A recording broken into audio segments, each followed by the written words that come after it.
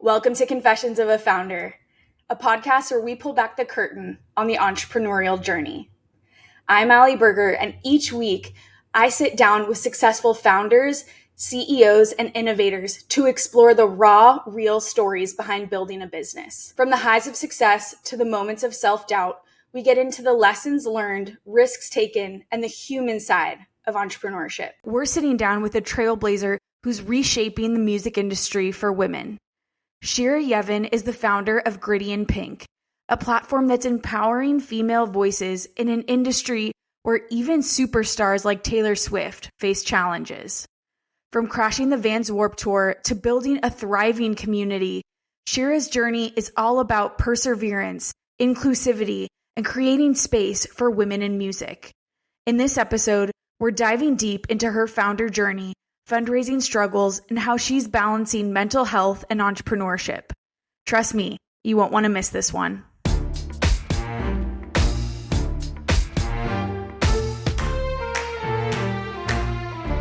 Shira, welcome to Confessions of a Founder. Thank you so much for joining us. Thanks for having me. So can you tell me a little bit about what you founded and what you're currently working on? Yeah, absolutely. My company's called Gritty in Pink, and we are building the In Pink marketplace to hire diverse talent in the music industry and beyond. And our big vision is to be the global destination to hire female freelancers in every industry. You have had a really, really badass background. Can you share a little bit about how you got started in the music industry and what the early days origin story of In Pink, where that came from? Yeah, so I'm an artist myself, and I was actually on the Vans Warped Tour, America's longest running music festival. I noticed no female musicians on stage. So my band crashed the tour in a pink RV and returned to create an official stage for over 300 female fronted bands, including Paramore and their first ever tour, and Joan Jett, and got in the Rock and Roll Hall of Fame. And so this set me off on a lifelong crusade to carve out a space for women in music and other male dominated industries. And, you know, let's face it, one industry isn't male dominated. Am I right? So coming from a music background into a business space, those are often not mindsets that are in and of the same. Oftentimes, Did you always know that you wanted to be an entrepreneur? You know, I think I did. Like from a young age, in fourth grade, I started a stress ball business with my best friend. We filled up balloons with flour, you know. But I've always kind of, you know, danced to the tune of my own drum, and you know, I was very creative growing up, and being an artist, I was actually a dancer and into musical theater. And so I think I always kind of saw myself in a leadership role. But I also spent some time in the beverage business, another boys club, and I helped launch Bev Can Wine, which got acquired last year, and also had executive roles at companies like Pabst. And so I saw the corporate side. You know, I used to call it Pabst Bro Ribbon, because talk about another boys club. But, you know, I kind of learned the corporate world a little bit and what to do and what not to do. And I think it was an interesting world. People who was like, that was their end game. And for me, I was never like, that was never my plan to sort of, you know, be at that company for life. And so that gave me, like, that emboldened me, you know, it gave me the freedom to sit in the boardroom and, you know, raise questions when the CEO says, hey, we're launching this brand for women and we're going to use football. And I'm like, really, guys? Football? You know, like, so, or, you know, so it's just, I think in a way I always knew, and it was always in me, but I didn't necessarily know what my lane was going to be. So you started in 2004 was your pink van story at Warped Tour. Yes. That is so right now we see a lot of, especially on social media, I put this product out within 6 months. I grew to this crazy amount of following, and it was all perfect. And we only see kind of like the highlight reel of how businesses are created. 2004, that puts us at 20 years of grinding in this avenue of things. Can you tell me a little bit about what your path has looked like since 2004 and what's inspired you to take the twists and turns that you have to get to where you're at today? Totally. Well, my trajectory certainly was not a straight line. As I mentioned, I went into the beverage business and I was an artist and toured with my band for many years. So that was kind of what set me off on, on a crusade to empower women.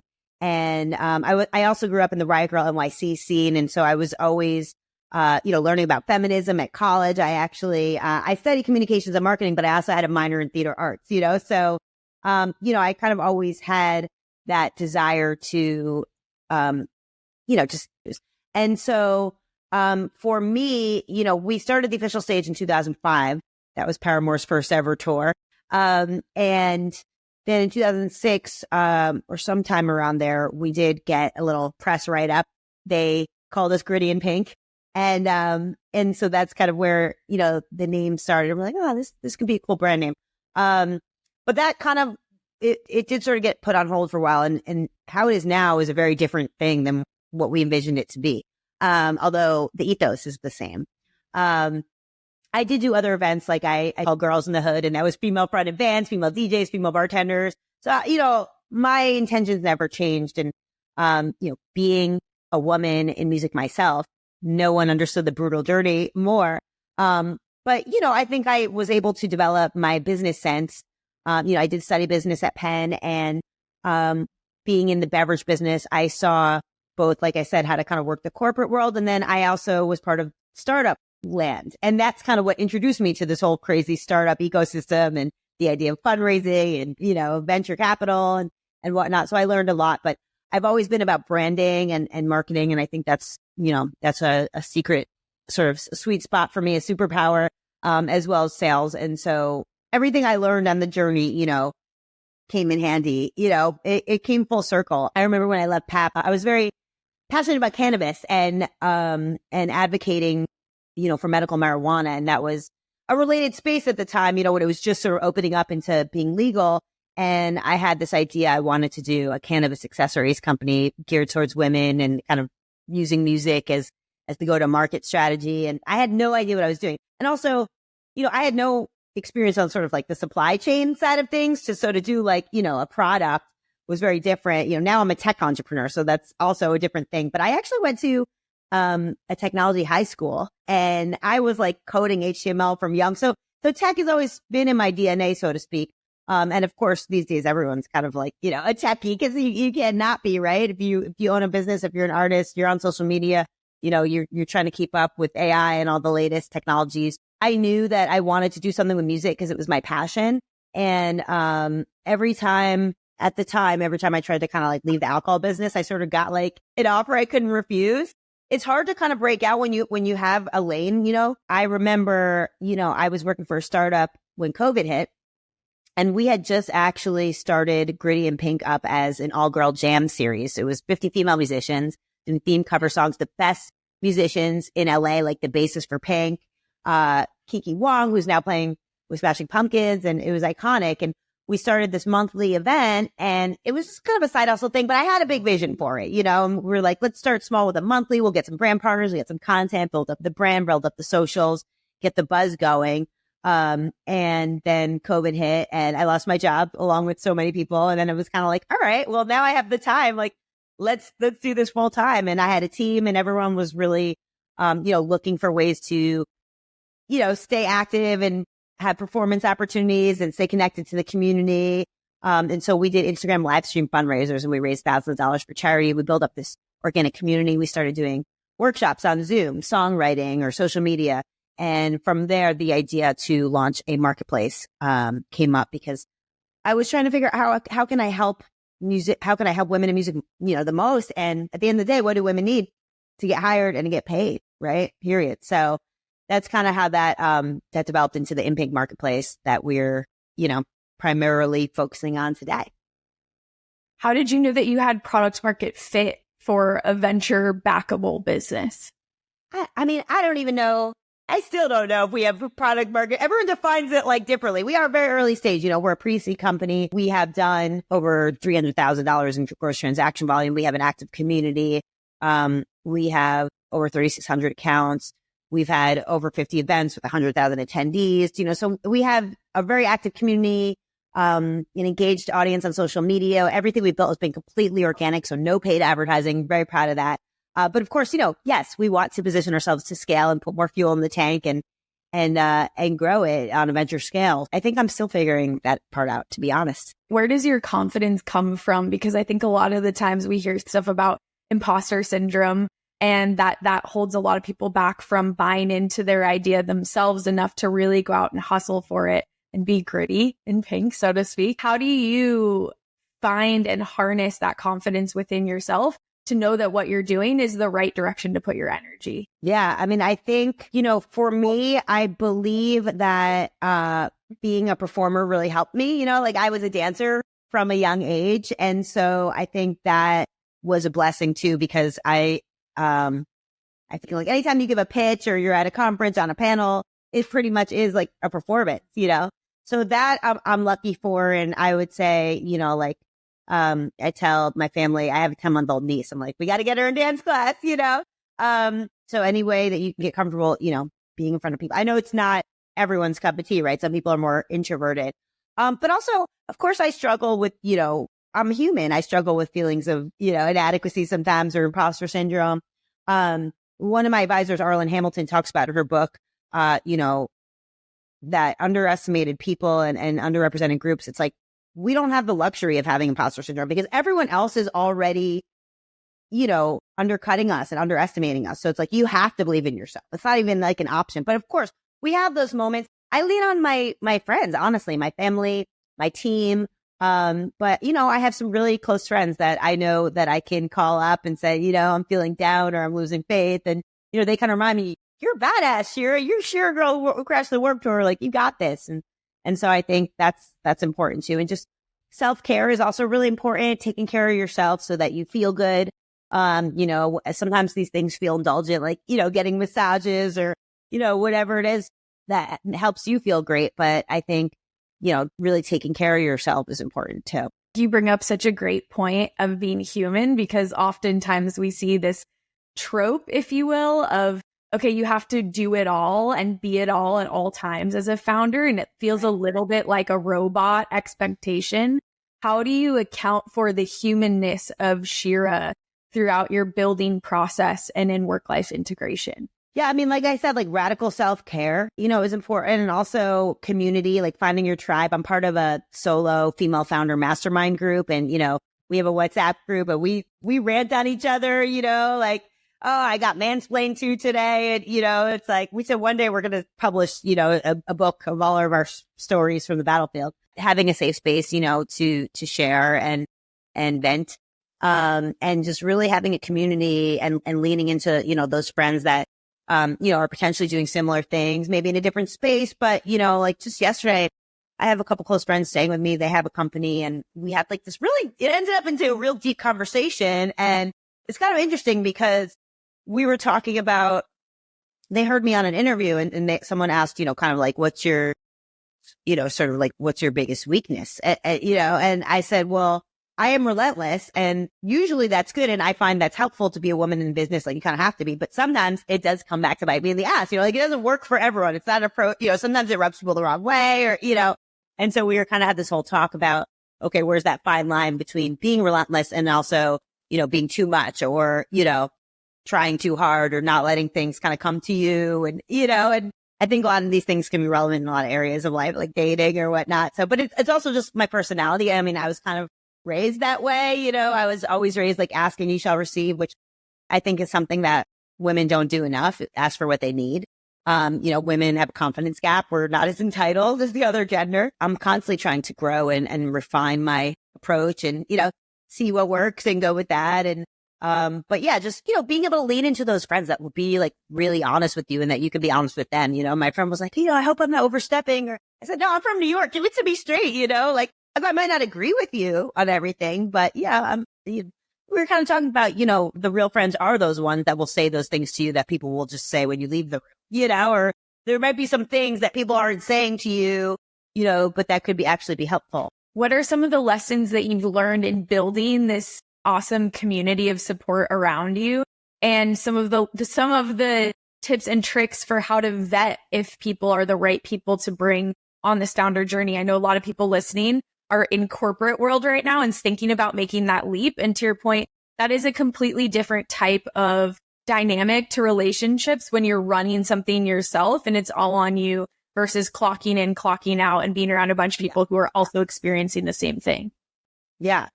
Well, I wanted to mention something that I thought of earlier in the conversation, in terms of that leap from being like a corporate person to being a founder.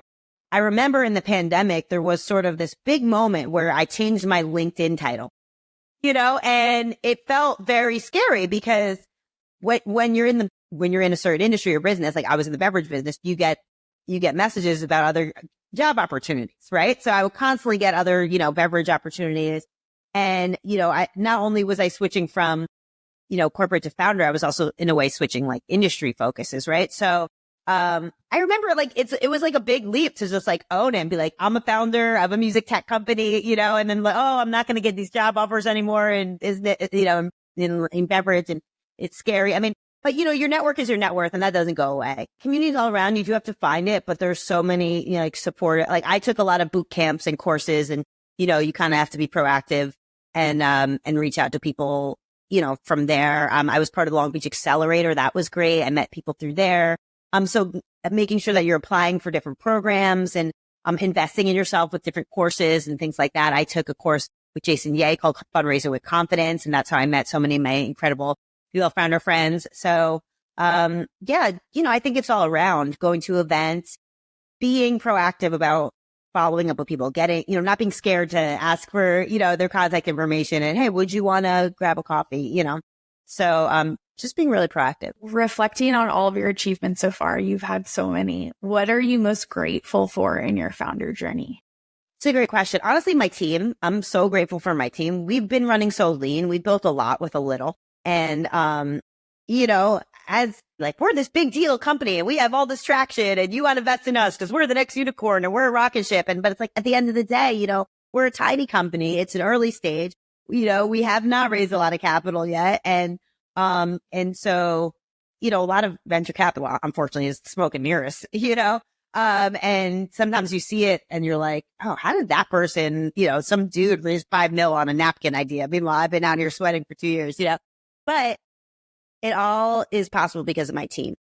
People are very committed on my team to our cause and a lot of passion for the mission. And it's not just a platform, it's a movement, so I'm very grateful for that. And I'm proud that I've been able to, lead the team and uplift the team and hope that, everyone who works, we also have an intern army and like, that's huge too. Like our interns are awesome. They're super passionate. They stay on past their commitment time. And I think it just speaks to like, the excitement of what we're doing. And, so I'm proud of being able to lead a team and hope that, everyone who's on my team, whether they're getting, paid, part-time or they're an intern or advisor, people getting paid with equity, but it's like, I want everyone to be getting out of it their own thing too. You know what I mean? It's not just all sometimes about, I think when you're at the corporate job, yeah, it is just about like the salary for the most part, but when you're doing a startup, it's so much of it is about your passion. And maybe people have, like you said, maybe they have a dream to do their own venture one day. And so they're seeing how things are built from the ground up. And, I worked at 2 startups before starting this one, and they couldn't have been honestly any more different. And I kind of learned, things could be done this way or that way, or maybe somewhere in the middle. What are the best things that you've taken from both of those startup experiences that you've used yourself as a founder? And what things have you decided to pass on as you've created your own culture? I worked at Bev. I helped launch like from day one. I was actually the first team member that had any beverage experience. The brand got acquired by Gallo last year, but we used to start our company meetings with high-low Buffalo. It was like the high of the week, your low of the week, and then Buffalo was just like a weird thing. So I kind of took that into our meetings, and we always share a high of the week. A lot of our team, we meet remotely, and so you don't have those water cooler moments that you would in an office. And you want to grow a relationship. You're working with people. It's not just like, okay, let's get right down to business. And so we share our highs of the week, and it's really nice to hear about people visiting family or going to their favorite concert. And, I think it's cool. Like it's worth taking that first 10 minutes of the call or whatever to just remember that we're all people and we're friends, like it's funny. Some of my team, I've known now for years, just over Zoom. And then sometimes when we finally meet in person, it's like, whoa, we're 3D, but it's cool, I think, to be able to, remember that business can also be personal. And so I took that from Bev. And then I also worked, for Al's Brew, Boozy Tea, Jenny Rips, the founder. Her and I went to Penn together, and they have just an incredible product.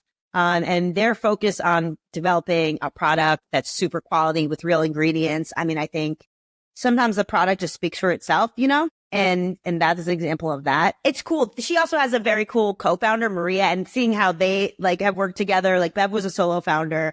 And so, that's also okay, maybe one day I can find a cool co-founder, so it's awesome on the journey, just being able to kind of pick and choose the different things that you want to incorporate into your company. You have such a strong mission to empower women. How have you leveraged your mission and vetted folks along the way in terms of hiring and partnerships and influencer engagements, all those kinds of things? Yeah. I mean, like I said, I think my team is so passionate. This is something, it's about women's empowerment. It's about the music industry and the entertainment industry at large. And so I think it's pretty obvious, when you meet with people, what their intentions are. When I interview for the team, I always say, why do you want to work with Gritty? And you could just tell, if they lead with, oh, I'm inspired by your work, what you're doing for women in music, or it's important for representation, versus you could kind of tell when people maybe just want something to add to the resume or whatnot. And I've also had some fractional executives and advisors and other people I've worked with where it didn't necessarily end up being a fit because maybe they realized they wanted to work with a growth stage company. And, we're early stage. You got to get your hands dirty. You got to wear a lot of hats. Or maybe my style of communication, might not work. I'm very straightforward and, I'm from New York. And so sometimes people can be sensitive and, so you just kind of figure out if it's a good fit or not. I am someone, to me, I think if I bring you into my company, it's like my family, so I think it can be hard for me to kind of let go of people when you realize it's not a good fit, so that's something that I'm working through with, advisors and whatnot. You mentioned family. A huge part of that is intimacy in terms of emotional intimacy and vulnerability, which can be a powerful tool in connecting others. How have you been able to embrace vulnerability that's led to meaningful connections or breakthroughs with your team? Yeah. I mean, as I mentioned, we do high of the week, but it's an optional low because you know what? If your cat passed away, and mine did last year, it's you want to share that to let people know, hey, I'm not okay. I'm going through a hard time. And I always welcome that and offer empathy. And so again, it's seeing people as whole people and not just workers. And so, yeah, I mean, I think that I've tried to just be as human as possible and share, if I'm having a tough time and open others to do the same and just kind of lead by example there. You are in, as you mentioned before, as you mentioned with most industries, a male-dominated industry. And many people who are listening do not work in the music space.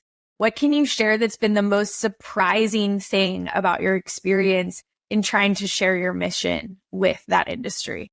I think a lot of people will say, oh, it's so niche what you're doing. Women, music, oh, that's a very small market. It's actually not, and our big vision is to be the global destination to hire female freelancers in every industry. We're really using music as a beachhead market. But, we started just being more artist focused and we developed a community of over 300 artists with 30 million collective followers on TikTok and Instagram. So you can see, of course, the reach that it has. But then we said, let's open it up to women working in all aspects of the industry. So on In Pink, you can hire, in addition to music and audio and live talent, you can hire business, graphics, marketing, local services like photo, video, which there's certainly no shortage of demand for these days in our social media driven world. So, just kind of being able to, really share and sell the big picture and the big vision. It's incredible. I mean, when you look at US, female freelance talent, in our target industries, we're talking a $35 billion market and of course a much bigger global opportunity. So this is not niche and women are not niche. And even just up until last month, I was part of this, kind of pitch comp. And of course the judges, it was 5 men. So they didn't bother to diversify their judges panel. And they were like, oh, it's very niche what you're doing. And I literally said, sometimes you have to clap back. I literally said, well, yeah, I guess if you look at this panel, you would think that women are niche, but we're actually 50% of the population. And they're like, oh, like you could just see in their faces. They didn't say it, but they, and then the moderator was like, you know what? You're absolutely right. We usually do have, at least one woman on the panel. So, representation matters. I think like you have to make the effort. People say, oh, well, it just so happened that we had men, but it's like, you have to be cognizant. 100%. And I love that you clapped back. My follow-up question was going to be, how do you, because I've been in that situation a ton, especially in the fashion space. You go into rooms and it's all men and then you get a lot of like, oh, well, show this to my wife and see what she thinks. Right. And it's kind of laughable when you think about it because we are 51% of the population that those voices aren't represented. Really, go ahead, go. No, 100%. And we also make up the majority of purchasing power. We're about 80% purchasing power. So it's even beyond. Yeah. 100%. And I know that I would imagine Live Nation has been a huge partnership for you in terms of gaining validity for the business and helping to grow your platform. What has the evolution of that partnership been like? And how are you helping to shape the future of women's representation in the music industry in the near term? Yeah, working with Live Nation and Live Nation Women has been incredible. As you mentioned, just even offering that credibility, they've helped us, get on the radar, as far as getting PR, being in Forbes and things like that. And then just, having presence at their events, partnering with them on events at their venues. We've done our all girl jams at their festivals. But then strategically, we are working with them on a pilot actually that we're getting ready to launch.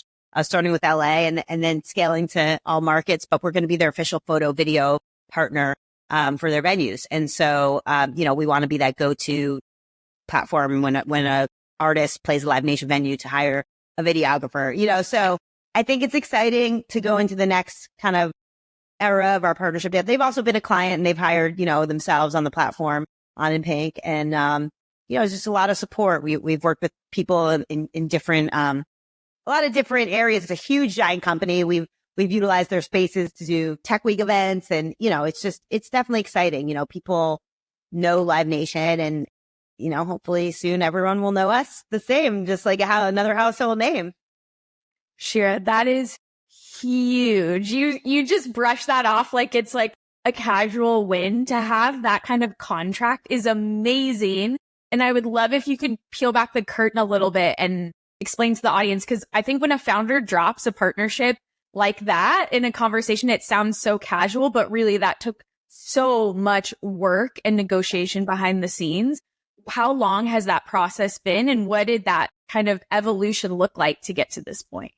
Yeah, so Live Nation actually came in as an investor, as part of Live Nation Women. And so that was great because there was a real, mission match. And I look for two things in investors. I look for, are they invested in the mission, are they mission oriented? Do they understand the importance of our mission? Or are they going to be telling us in a year that, we need to expand to all gender? You know what I mean? Like, it's like, you want to make sure that they get why we're doing this, and never say never, but you just have to, you want to feel like people understand the why. We're certainly a mission oriented company. And then the other thing is helpful money, right? Like, who's going to be able to link you with certain industry players and partners and ambassadors. And so, of course, Live Nation is that as well. It took about 8 months, but from the time that I met them and were in talks, to the time we got the investment and went through due diligence, and it was a lot of persistence and faith and, just working my ass. And then, once we had them on, so different than any other company in their portfolio. They do a lot of CPG products, things that they sell at their venue. So it actually took a long time to figure out, okay, how can we leverage this partnership? Because there was no sort of preset path for it, and it was a lot of brainstorming on both of our ends, to figure out, okay, how are we going to kind of make this row in the same direction? And so we're really excited about the upcoming pilot. And yeah, we feel like we finally kind of found a lane, because I think, what we realized is they have this incredible pipeline of artists, playing their venues, playing their festivals. These artists all need services. So I think in a way we were thinking of the artists more on the talent side, but artists can also be customers. And, and then of course that leads to other services and management companies and record labels and other companies needing services as well. You brought up a really great point just now, in that oftentimes with partnerships, and I think people now throw that word around all the time because we live in this partnership economy of, oh, I'm just going to partner with them. But the reality of what does that look like And especially when it hasn't been done before and there's no formula for that, how do you structure those deals? Where do you set the boundaries of what you're willing to collaborate on versus not is a really convoluted gray area type of conversation.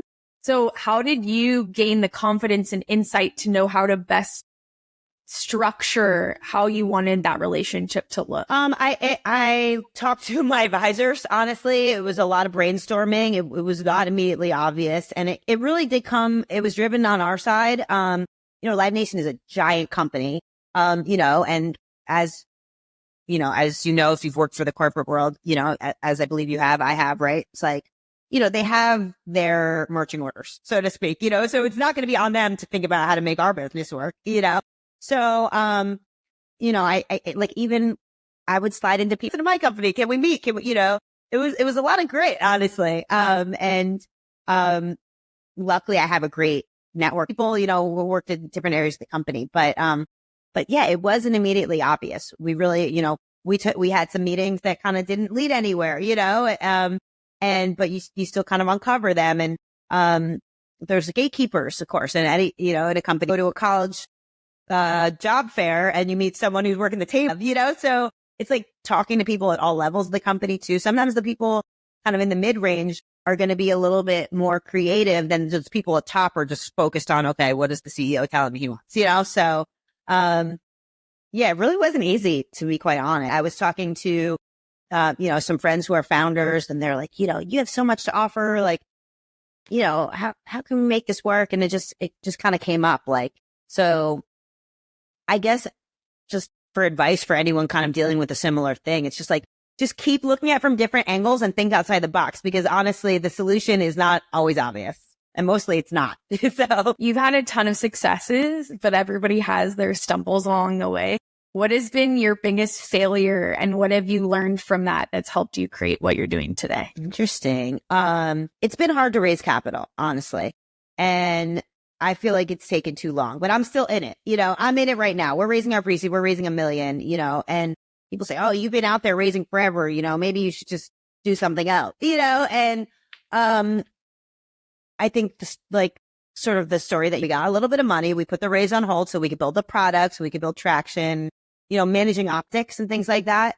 And so, that says I'm still in it and I have faith. We're going to close the round soon. We have a lot of momentum. We're 75% subscribed, but some of those are soft commitments and soft commitments. They're not real until they land, but we've raised over 600,000 to date. So, there's two ways to look at everything. I could look at that as a failure. Oh, you've been out there, a few years now, you've only raised this amount. And, or you could say, wow, we raised this so much so far. Female founders only get 2% of venture capital funding. The fact that I've even been able to get that far, when I worked for VAD, the founder raised like $9 million on CEO. It was a very different environment, different industry and all that. And she had, she had a friends and family around and she had a strong network. But, I was like, oh, she could raise 9 mil. Like I could raise 1. That was literally my thought when I went to start my company, and here I am a few years later. Okay. It's not so easy.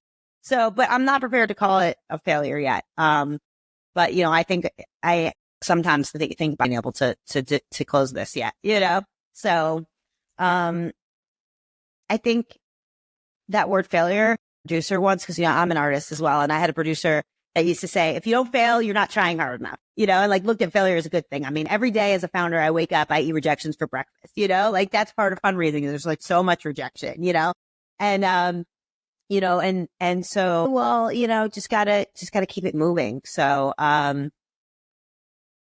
we're a very lean team, I obviously be again, having this, I want to have this sort of reputation of this big company, but the truth is we're not there yet. We're on our path. So, just got to keep on keeping on. I am so glad. I know that's a really tough question to answer oftentimes. And I ask it purely because of that idea of the more you fail, the more you can actually get to where you want to go. And I think what you just brought up is the exact same thing that I've experienced as a female founder, and that every single female founder, for the most part, that I know is experiencing right now, that we don't talk about enough, and those stories don't get told. And that's kind of why I asked you before, oh, you started your company in 2004. Your first opportunity in 2004 realistically in the music business space, what does the 20 years look like? Because I think so often, like I mentioned, we see this like, oh, I launched it, I gained a social media following overnight, and it's magic and it's been wonderful and nothing else. No such thing as an overnight success. But no, I didn't start my company in 2004. I started my company in 2021. But oh yeah, no, I know this one. I just need like in the journey. Yes. And also too, I think that it's bullshit, quite frankly. Most of the stories that we hear about founders who are like, I closed a round of $2 million in 6 weeks. Like the bulk of female founders I know that have actually done that, their parent either worked in, and I'm just going to be really honest about it because I think a lot of people don't call it out, truthfully. They have a family member who's in VC, or their parent was an entrepreneur that walked them in. Like there's a woman I just saw recently who got up on a very well-known panel and said, I closed a round within 4 weeks. We closed $5 million. What she didn't say is that her dad has closed $90 million and he walked her up and down Sand Hill Road all in 2 days. You know how hard it is for a lot of people on the call probably don't know or that are listening in, that to get an intro into a VC, if you don't have those connections, it takes so long oftentimes and so many different events and webs of different people that you have to work your way through. That similarly, I know lots of founders who don't post about it on social media, but it takes them years to actually close their fund. And then the second they do, they're off to the races because they've thought about all of the nitty gritty of the back end of operations. You lit up the topic that I think is like the least talked about thing of capital with female founders. And I'm echoing how glad I am that you're so authentic about it, because that's only going to add to your story when we're talking 2 years from now. And you're telling me about what you built because you took your time to meet the right investors. I think that's the other thing. We don't talk about how the average investor relationship is longer than the average marriage in America. And so whoever you're getting into bed with is the person that you need to answer to day in and day out, and that they have a direct say in what you're doing as the CEO of your own company. So I actually think that you're doing the turtle method, right? Slow and steady is the smarter approach for long-term growth. Thank you. I love that. And I do think, there's a lot of weird sort of, I'm in venture and, you've been for how many years? You only have this much revenue. And it's right. You have to build the right foundation. You got to take your time. And the other thing I wanted to elaborate on that is because as I'm going, I'm learning, and now we are in a really good place with our round and we're getting more momentum and we're approaching close. And one of the things that I did was I hired someone to help me redo my pitch and my deck, and it was money well spent. Because my first pitch I developed in our first accelerator, Long Beach Accelerator, it was over 2 years ago, and it wasn't relevant anymore, and it was stale even to me, and I didn't realize. And when I went out to start raising again at the beginning of this year, I was using my old deck, and I think when you don't have a lot of capital, you tend to hold the dollars close, and things you don't necessarily like know what to invest in because you don't have all the money in the world, right? And so I did go out for the first couple weeks, and I kind of felt like I got a lot of great intros, but it wasn't landing. And then I made that tough decision to put, even though it felt like, okay, this is urgent and we need to raise now, I put it on hold so I could take about a month, 3 to 4 weeks, and really sit and like look at the business and redo our roadmap and how we were talking about the business and recontextualizing it to what's happening right now with AI and emerging technologies. And, we're in the future of workspace. And of course, AI is reducing headcount and changing the landscape. And you have to talk about that. And then when I went out, the first week I went out with my new pitch and my deck, I got 6 commitments. So that was a game changer for me. So if I could offer, any support or advice to any other founder, especially female founders, like, it is worth it hiring the right, whether it's a designer, a coach, someone to, to help you really refine your pitch. It's the same business. I'm the same founder. Yes, we did take that time to really rethink some things about our vision and our roadmap and our business. But for the most part, it was the same, but it was communicated in a more refined and sophisticated way. And that's been really helpful. So you've received a ton of advice, I would imagine, especially from going through accelerators and talking to a bunch of different investors out there with feedback. How have you decided what to prioritize versus what to let go of? That is honestly one of the hardest things. It really is. I have learned, because I was, okay, I'm going to do a little bit of fundraising and then I'm going to like mostly run the company. And running the company is the fun part, I think, that's what you're here to do, right? But realizing, honestly, fundraising is a full-time job, and I've heard it before, but like actually putting everything on the back burner, and it's a scary thing because, like on the one hand, you're like, this is going to come back to bite me in the ass. Why did we have no growth in these 2 quarters? And like, but realizing I'm one person, and if I'm going to, I have to stay the course and stay focused, and it's so easy to get distracted. And so delegating, things like that I love, like social media, like letting it be good enough, like I'm an artist, I'm a creative person, I could obsess forever on, does the video need another cut? Is the caption clever enough? And just like trusting my team and kind of letting them run with it, and, making sure that they were taking my feedback into account, but not having to approve every post, and, just noticing like, okay, where can I get back more time in my day, more focus? Pushing back meetings that don't, making a decision to sort of pause the development of the product so that I can focus on raising the money to do, the development that we really need. And so it's tricky, but it honestly is one of, I think, the most important things of running a business. Ruthless prioritization, and also prioritizing myself, my health. That, I had some health issues last year. And that really set me back, because I think when your physical health is hurting, your mental health starts to hurt too, because you feel vulnerable. You're like, oh, damn, if I'm sick and I'm running this company, it's a founder driven company, and that, what happens to the company if I can't run it? And, you start to kind of spiral. So, prioritizing not only like whatever the top business thing is at that time, but also prioritizing yourself. Oh my gosh, 100%. And that is part of that human versus robot aspect that we talked about before of, oh my gosh, now, I can be my best self and give 110% every day. But sometimes you do have to step away for life things, for health things. And I think when we think about the founder journey, oftentimes people glamorize, like it's all going to be like a TikTok highlight reel. When in reality, there's so much that you don't see that has to go into play behind the scenes. How have you made peace, or in those moments of needing to take care of yourself and your mental and physical health? How have you found peace with letting go a little bit of being that 110% for the business? I think sometimes when it hits you, like if you get sick, let's say, and there's no more negotiating, oh, I should do this, right? It's like, you're like, I have to cancel these meetings because I literally cannot, and so I think those are the moments where you realize like, oh, I do a lot, and maybe I don't need to do as much as I do, I think it takes those moments where you're forced to slow down and stop, or when I travel, right? Like, I take a lot less Zooms. I only take what's super urgent, when I'm traveling, because I want to be present and have in-person meetings and prioritize that. So, or, being with family.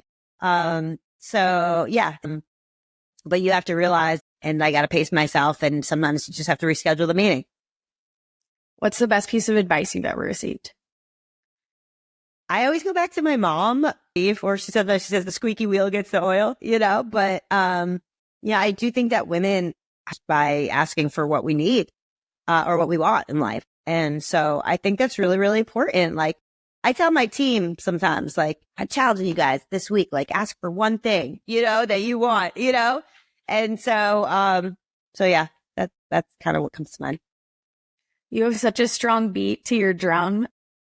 What inspired you to support and empower women and create this kind of mantra for your life? Yeah, I mean, of course, as I mentioned, my work tour experience, but studying feminism in college and the Riot Girl movement, Bikini Kill, like reading zines and learning about the patriarchy, like way before Barbie and before it was trendy, and also being a queer person and coming out before Lady Gaga Born This Way and Glee and gay marriage being legal in any state, and just like being that other and just having that, and it was scary, just having that courage, I guess, to just come out and be yourself. So yeah, I don't know. I just think it's always been something I've always like valued, like my girlfriends, and I've just always valued like what women bring to the table, and having a really strong mother, and being inspired by a lot of female musicians, Joan Jett, Madonna, Kathleen Hanna, for Bikini Kill and, Pink, love Pink. So, yeah, I think, you got to take inspiration from wherever it comes to you. All of these Beyonce, of course. We got to mention Beyonce. Have to. You talked about a lot of big names that have given you inspiration. I think you've also gotten a perspective on a lot of these celebrities as humans that many people haven't had. What is the biggest lesson that you've learned from some of these celebs or musicians that you've been around?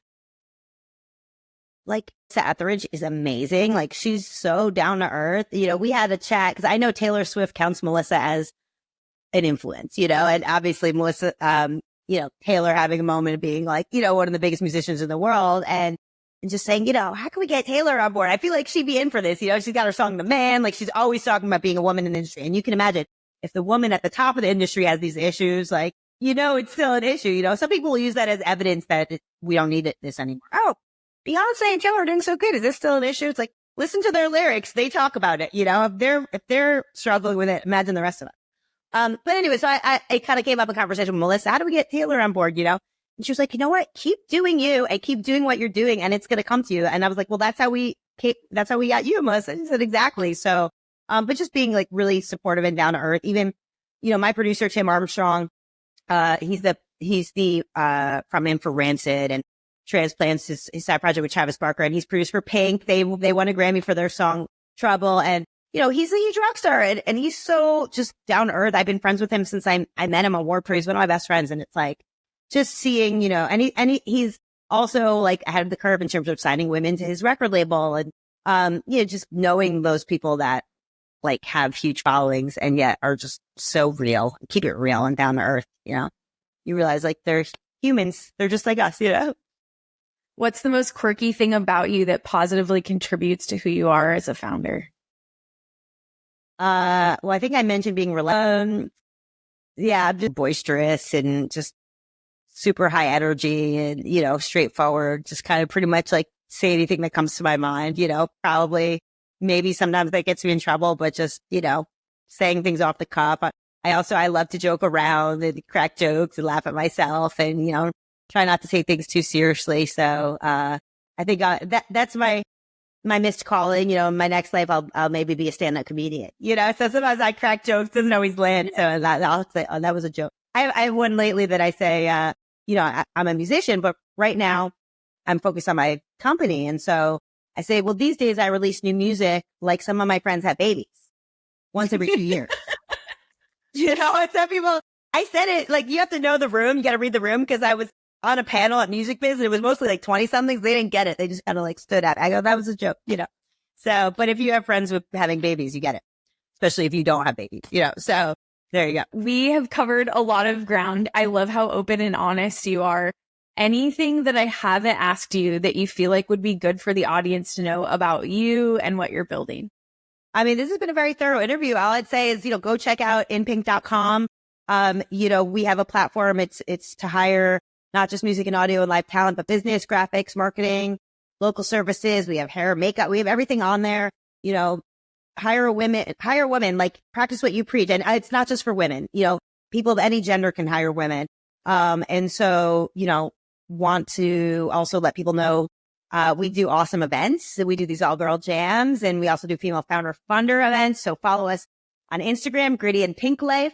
And I'm Shira_girl on Instagram, SHIRA_GIRL, and pretty much Shira Girl on all the other, platforms. And you can also check out my band, Shira Girl. Our latest song, Rights Back Right Now. If you know a woman working in any aspect of the industry, please let them know it's free to sign up. We don't take a cut of what you earn. Go on inpink.com, add a listing. And yeah, Last question for you. What does success for Shira look like? I mean, like on some level, like I already feel successful because I feel like I'm living my purpose, and I love what I do. I think I would like to have a little bit more of a work-life balance. I think that's hard when you're an early stage founder, I got my Jewish mother, are you dating? And I was like, I'm dating my business right now, or the company's my baby, so I think that, but, I have a lot of faith. I'm into, being on your path and kind of seeing what crosses your path. And So just for me, it's just finding that balance.